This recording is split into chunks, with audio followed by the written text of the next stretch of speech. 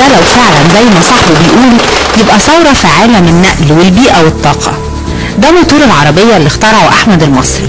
الموتور ده بيدور بالمية.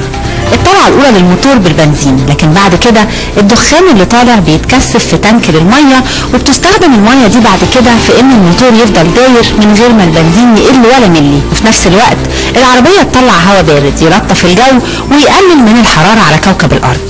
الفكرة دي هنقلل استهلاك كل سيارات العالم، هتوصل اكتر من 80%.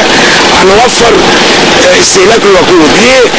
لان المية لما يدوب فيها ثاني اكسيد الكربون يحصل ان هي الطاقة المتجددة، فبيتحول المية الى عنصر الاكسجين والهيدروجين اللي جوه المحرك ويعمل الطاقة المتجددة. أحمد المصري عنده اختراع تاني، وهو جهاز للتخلص من جميع أنواع النفايات. ببساطة بتتحط النفايات من ناحية في المية ويتم الإشعال، وبعد كده بيدوب كل الرماد والدخان في المية وتطلع من الناحية التانية مية صالحة للري. وعلى حسب كلام أحمد المصري المية دي ممكن تتشرب، لأنها حسب كلامه برضه مش بس نظيفة لكنها كمان مفيدة.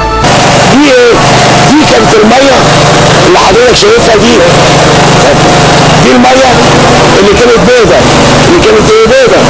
ده فيها ثاني اكسيد الكربون والمغذيات الطبيعية، يعني ده فيه النيتروجين اللي يقوي عضلات القلب ويقدر يقوي جسم المناعي. أحمد المصري قدم اختراعاته لأكتر من جهة مصرية، لكن محدش أخد الموضوع بجدية. المسؤول كبير بتاع وزارة المية قلت له ادي الديسكات اهي وادي التحاليل اهي، وانا التحليل بتاعتي الكيميائي بتقول ان جميع السموم معدومه، اقدر اتعلق الميه الصرف الصحي، وتعالى نعمل تجارب مع بعض.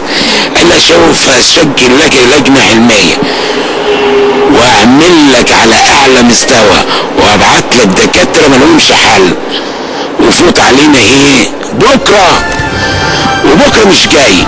أنا عن نفسي مش متخصصة عشان أحكم على الاختراع ده، لكن أكيد الفكرة جديرة بالدراسة وبإن المتخصصين والمسؤولين يتأكدوا من صحتها.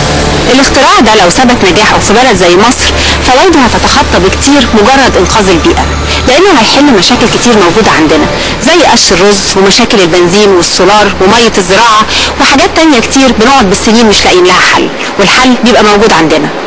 رشا السيد، القاهرة اليوم.